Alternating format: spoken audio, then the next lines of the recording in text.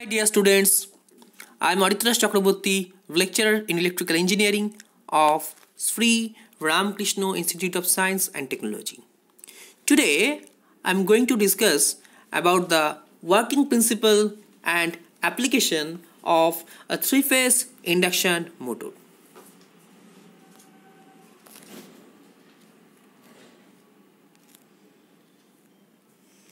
So the first slide is the principle of operation. When a three-phase stator winding is connected to a three-phase voltage supply, three-phase current will flow in the winding. So what will happen when a three-phase supply is connected to a three-phase star connected winding?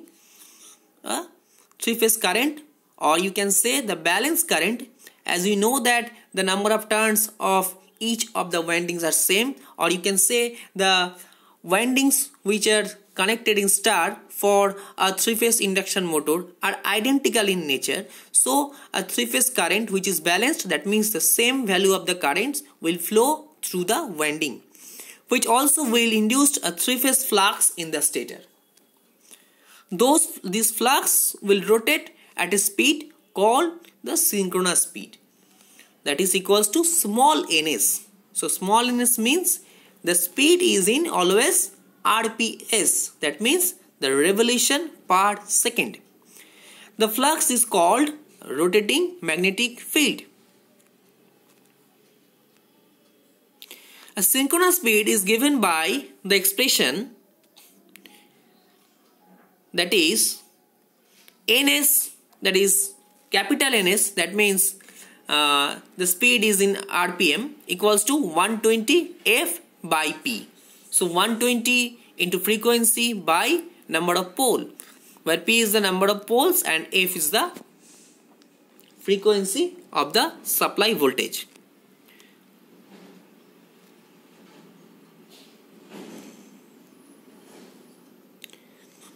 Now the second slide is the rotating magnetic field cuts the rotor winding and produce an induced voltage in the rotor winding. So when the field is rotating in nature and at the initial condition, when the rotor is in a steady state condition, then this rotating magnetic field cut the rotor conductors, okay, and a voltage is induced in the rotor winding. Due to the fact that rotor windings are short circuited for both squirrel cage and wound rotor, an induced current flows in the rotor winding. We know that the rotor conductors are short circuited by a copper bar in case of squirrel cage induction motor, and in case of wound rotor or slip ring induction motor, the rotor conductors are short circuited by a variable resistance or a short circuit gear. So when it is short circuited, then a current will induced in the rotor winding and it is flowing through the rotor winding. The rotor current produces another magnetic field. We know when a current is flowing through a conductor, then there is a magnetic field is produced. So due to the flowing of the rotor current, there is a rotor magnetic field is produced in the rotor conductor. A torque is produced as a result of the interaction of those magnetic fields. So there is a torque is produced in the rotor.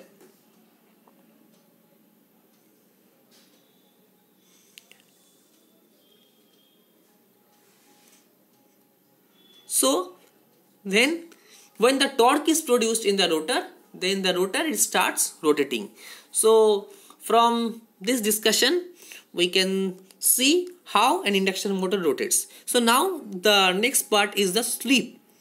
The rotor speed of induction motor or an induction machine is different from the speed of rotating magnetic field, and you can say that the rotor speed is slightly lower than the rotating magnetic field. The percentage difference of the speed is called the slip, and the difference between synchronous speed or the difference between the rotating magnetic field and the rotor speed is known as the slip speed. So slip equals to, or percentage of slip equals to ns, that is the speed of the rotating magnetic field, that is the synchronous speed, minus n, that is the speed of the induction motor or the rotor speed, by ns into 100%. So when the rotor runs at synchronous speed, s equals to 0. So if the rotor runs at synchronous speed, then the ns minus n equals to 0. So then the slip is also 0. And when the rotor is stationary, that means when the motor is at standstill mode, then the value of the n or rotor speed is 0. Then the value of s is ns minus 0 by ns, so equals to 1. So that is the slip of an induction motor.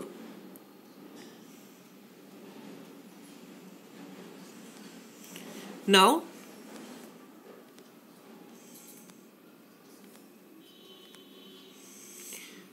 effect of slip on rotor frequency. So Fr, that is the frequency of the rotor, is the product of slip and the stator frequency. So Fr, the rotor frequency, equals to S into stator frequency.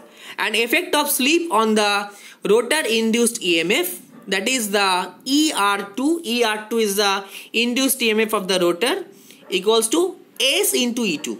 S is the value of slip and E2 is the induced EMF of the rotor at standstill condition. Okay.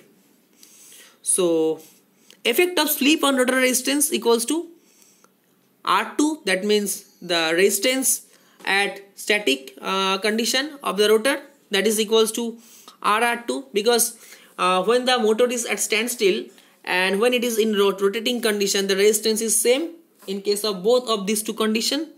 And XR2 is the inductive reactance of the rotor at rotating condition, equals to S into X2.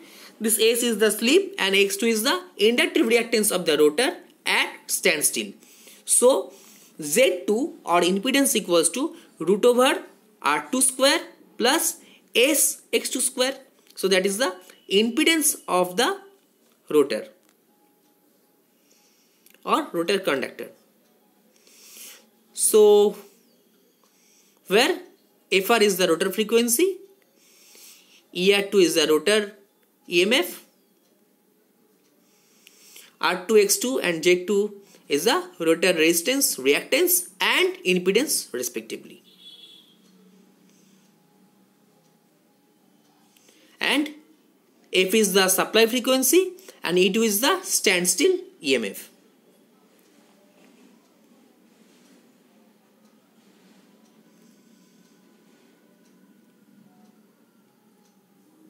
Now the application of three-phase wound rotor.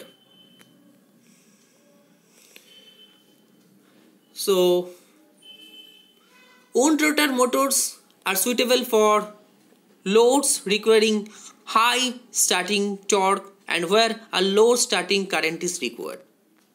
So when the starting torque is high and low starting current is required, then the slip ring or wound rotor is used.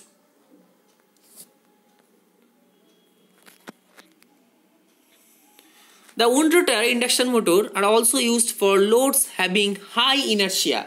When the loads having the high inertia, that means the high starting torque is required. That time the slip ring or wound rotor is used, and which results in high energy losses. Because to overcome the high inertia, the more mechanical power is needed. Used for the loads which requires a gradual build-up of torque.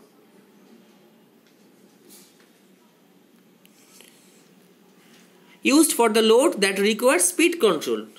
We know that in case of wound rotor, we can control the speed of the motor by the help of variable resistance which is connected in the rotor. So by the help of rotor resistance control. So it is very much easier to control the speed of the slip ring induction motor instead of the squirrel cage induction motor. But because the speed of the squirrel cage induction motor can be controlled by varying the supply voltage and supply frequency, which is more complex than the wound rotor induction motor.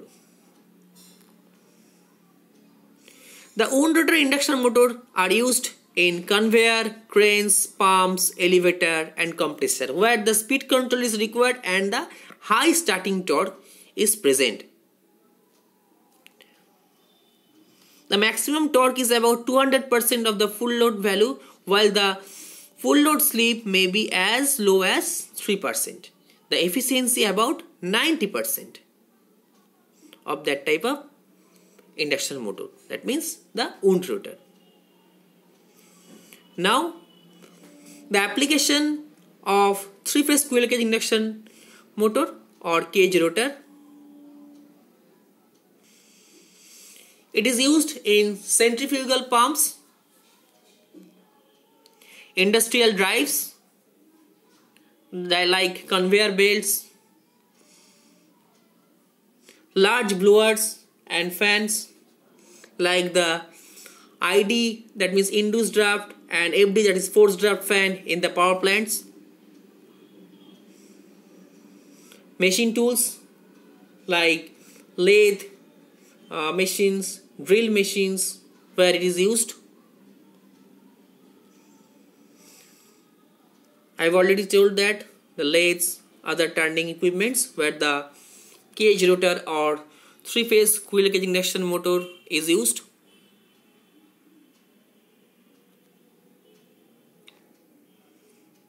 So that's all about the working principle and application of three-phase induction motor. Thank you.